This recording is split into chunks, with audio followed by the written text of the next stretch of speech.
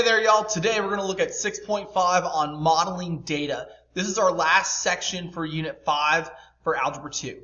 So the objective today is that you'll be able to find the equation of best fit modeled by exponential functions and choose the best model for a data set. This falls under two standards here, FIF4 and FLQE1, dealing with interpreting the key features of functions in graphical and tabular form, and also distinguishing between situations that can be modeled with linear or exponential functions and recognizing which one is appropriate to the situation.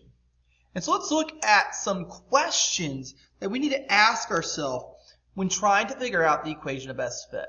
And so that first question is, how do you determine what line it might be? So question one, which way is it sloping? Is it a positive slope? Is it increasing? Or is it a negative slope? Is it decreasing? So we look at how these data points are going. Are they trending upward as we go from left to right? Or are they trending downward as we go from left to right? Number two, does the data look like it's going to make a nice straight line? Or is it going to have some type of curve to it? Could be a parabola shape, could be exponential, could be some other type of power function. That's what we need to look at as we look at those points. And then finally, number three, how strong of a correlation does this equation have? Is it very strong in that all the points lie along that line or curve? Or are the points kind of separated out a little bit and won't touch it all? Or are the points really spread out and not going to make a good line anyways? And so that's what we'll look at with those three questions and this first example. So in example one, we're analyzing the patterns using a scatter plot. And in this question, a graphic artist used a math equation to create his art. And we want to describe his scatter plot. And so we're going to use those three questions that we talked about. Question one, is this increasing or decreasing? And in this case, we see that these data points are doing what as we curve up? They are increasing. It's a positive slope. Now again, we talk about slope typically being with a line, but increasing can be a line or a curve. Question two, does this look like it's going to be linear or nonlinear? Well, when we look at these points, as I erase this line for a second, if I look at the first few points, if I just go to these first 5 points here, those first 5 points look like they're probably going to make a line, right? But as we continue this graph, we see that it continues to curve up and up and up. And eventually this is going to be nonlinear because there's no way that we can draw one nice pretty line through this data and really describe what's happening. It's not a good fit for this data. And finally, question three. Once we've determined what type of curve we're going to have, if it's going to be linear or nonlinear, we want to determine, is this going to be a strong correlation or not? Well, when I draw this line, they all connect pretty well. So I would assume whatever correlation is happening here is a strong correlation because, again, these data points look like they're going to curve very nicely. If I had points sitting around like this, all around where this line would be, then it's going to be a little weaker, right? And the more data points we have, the more spread out they are, the weaker the correlation is. A lot of this we talked about in Algebra 1 when dealing with lines of best fit. But now we're going to apply that to not just lines, but power functions and exponential functions. So let's look at example 2 and see what Desmos can do for us as we look at these scatter plots. In example 2, we see that we're asked to graph the following data set, and we're going to use Desmos to find the equation of best fit, be it either linear, quadratic, or exponential. And we've got these 4 data points of 0, 6, 112, 224, and 348. Now, if we look at a table real quick before we even go to Desmos, and we look at these x's and y's, is there a pattern that we can see that is happening in these x and y values? Well, obviously the x's are increasing by 1, so we've got a pattern there. But what is happening between each of these y values? What is happening from one to the next to the next? Well, to go from 6 to 12, I could add 6, but that wouldn't get me from 12 to 24. But if I multiply 6 by 2, I get 12. And if I multiply 12 by 2, I get 24. And if I multiply 24 by 2, I get 48. And so we've got a pattern of multiplication. And so a pattern of multiplication would expect us to see an exponential function as we're graphing this out. So that's what we're going to look at. Now, when we go to Desmos, and we want to type these in and find these regressions to test them, we're going to type in these three equations. And so if we're looking for a linear function, a linear line of best fit, then we want it in slope-intercept form. But there's a special way we have to type it in Desmos. And that's this. We're going to do y sub 1 tilde. This little symbol here is right next to the 1 key on your keyboard. You have to hit shift and then you'll get the symbol. And then m, because it's slope. X sub 1, that's coming from our table of values that we're going to put in. And then plus b. And what Desmos will do is it'll give you an m value and a b value that you'll be able to plug in, and that will give you the line that would go through these data points. We can do the same for a quadratic. Now, for a quadratic, standard form is not the best way to write this. We could write ax squared plus bx plus c, but Desmos doesn't like that. It'll do it, but it doesn't come out as great as it can if you do it in vertex form. And remember vertex form, so again, that y sub 1 tilde, because that tilde is telling Desmos, hey, I want to do a regression. And then we have our a, because there has to be some amplitude. We could potentially be stretching this parabola. And then x sub 1 minus h. Remember, that's our horizontal translation of this function. And then, of course, plus k. Now, that should be squared, right? Because we're doing a quadratic function. But this will work for any power function as well. So if I want to do a higher powered function, I could do y sub 1 tilde a x sub 1 minus h to the n power plus k. So I could do this for a cubic function and do it to the third power. Or I could do it for a quintic function and do it to the fifth power. It just depends on what type of model we're looking for. Now, higher power functions are not always going to give you the best models. Lower power functions sometimes are better than higher powered functions because, again, you're getting certain details that you may not need anymore. Finally, an exponential function. Again, we've been talking about exponential functions all through this unit. And so we want to take it a second here and think about what is the form of an exponential that we're going to need to graph. Now, y sub 1 again, tilde. Remember, we have our a and then our b. Now, if we're looking for an exponential that has not been shifted, we will just put the x sub 1. But if there's the potential that this graph has been shifted left or right or something, or up or down, then of course we can put in, and I'll put it in red here, the minus h and the plus k into their appropriate spots, just in case we need to deal with those shifts. Now, a lot of exponentials, you're not going to need that shift because your a value is, remember, your initial, right? So 0, 6. So our a would be 6 in this problem, right? And then our b, we're multiplying by 2 each time, so our b would be 2. And that's actually what we're going to see when we go to Desmos here in a second. So let's look at that. So I've come over here to Desmos. I've already put my data points into the table. Remember, hit your plus and table, and that will insert your table here. And then we're going to look at our three regressions that we've talked about: linear, quadratic, and exponential. And so we're going to type those in. I'll type them in, and then they'll just appear on the screen because I'm going to pause here for a second and do that. All right, so all three are now on screen. Here's my linear, y sub 1, tilde, m, x sub 1 plus b.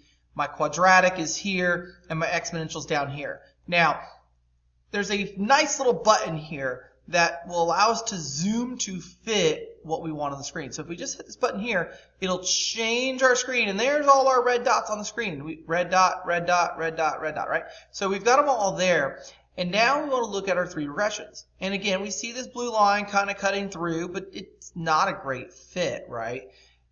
So let's turn that one off because that's a little bit too much information there. We look at the green and we look at the purple. The green is the quadratic, the purple is the exponential. And we see a particular value that we're going to pay attention to as we look at these regressions.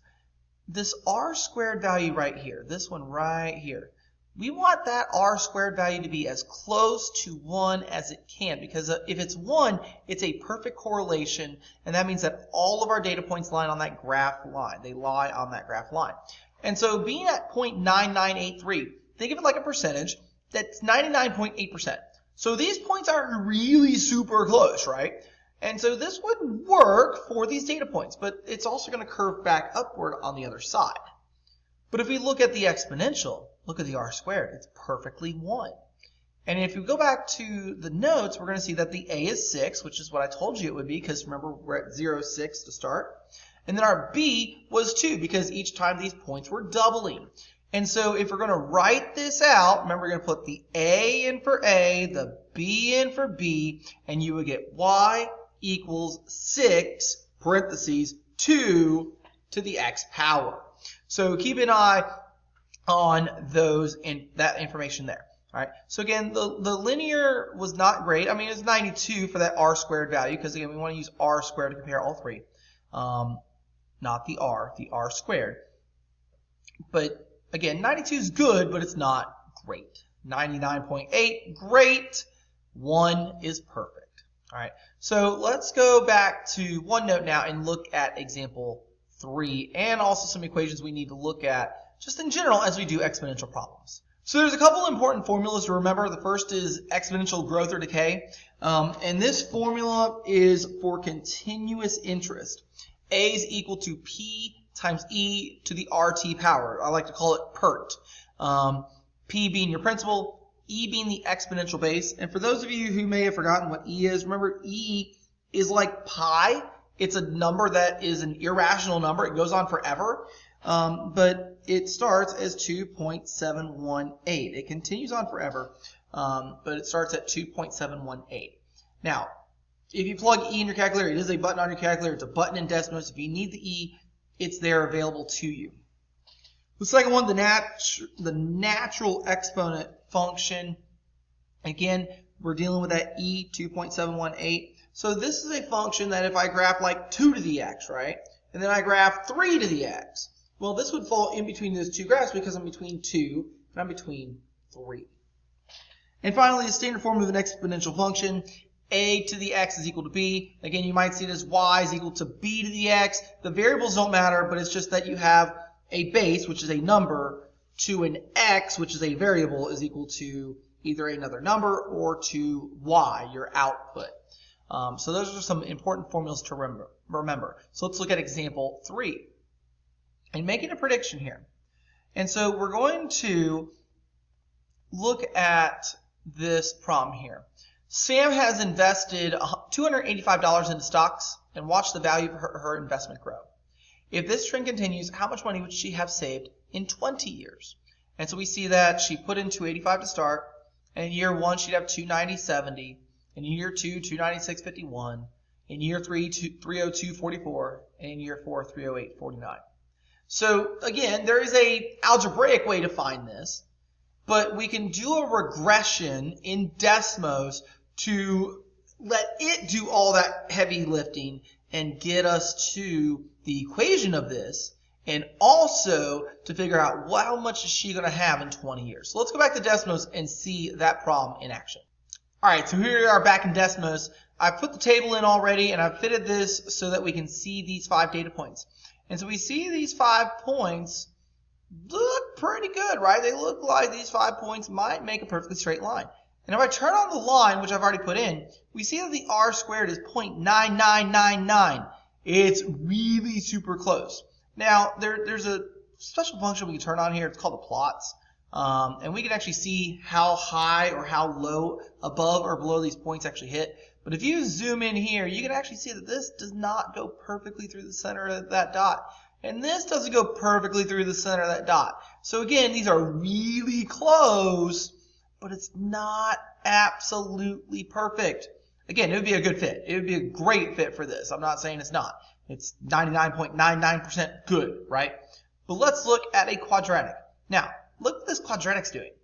That doesn't look very quadratic, does it? It looks like it's been squashed down and made into a line. Well, here's how we can tell. Look at this a value. This a value down here is 0.0585. So remember, 1 is the normal a value, right? And if I make it larger than 1, I'm dilating this thing out and making it a taller parabola. But if I go closer and closer to 0, I get squashed closer and closer to a line.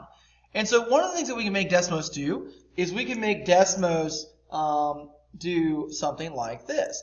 The absolute value, and we can type it in here, absolute value of A, close my absolute value bars, has to be greater than 0.5.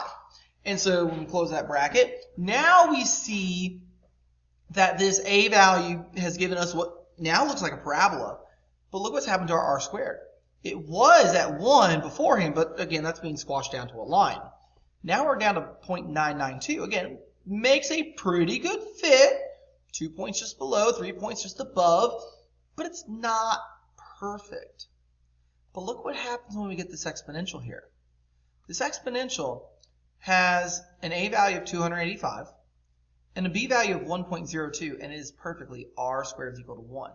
Now, remember that if our b in an exponential is 1, that does default us back to a line as well. But this does, if we continue to zoom this out, we will see that this does have a curve to it. It's a very slow growth, right? Because remember that 1.02 means that we have a growth rate of 2% because we're at 1, because that's our starting value, right? If we're bigger than 1, it's growth. If we're less than 1, it's decay, right? So we're at 1 plus 0.02. Decimal percent means that we're at 2% growth. And so when we look at this, this is our best one. Again, we get that r squared is equal to 1. And also, when we come back to our problem here, we're dealing with an investment. Most investments are going to be done as an exponential function because you're earning an interest rate that compounds back in. And so that's what we're going to see here is this is an exponential function. And we found that the a was equal to 285 and the b was equal to 1.02. So y is equal to 285 times 1.02 to the x. This is the equation that models this set of data. Now, the second part of the question asks us, how much is she going to have in 20 years? Now, we can do this algebraically, plug in 20 to that variable for x, solve it for y, and get what it's going to be. Again, you could do it that way, but here's what you could do in Desmos. So we don't need these anymore. We know it's going to be exponential. We need this blue curve here. But I want to get out to 20, and so 20 is out here. And so when I do x, because that's our years, is equal to 20, I get a line here, and it connects at a point. And so that point says it's going to be 20, 423.466. Well, we're dealing with money, so we're going to round this to the nearest penny. And so this is going to be $423.47. And so Sam will have $423.47 after 20 years. So that's what we're looking at for this problem. Again, pay attention to what you're plugging in. Pay attention to your functions. Don't let those a values get super close to 0 because, again, if you're super close to 0, then you are very close to a linear function, except for exponentials. Exponential, your a value, remember, deals with how high your initial starting point is. So that's it for this lesson. Again, if you have questions, make sure you ask. Make sure you email, whatever you need to do to get a hold of me. But that's it for today. I hope you have a great day, and I'll catch y'all next time.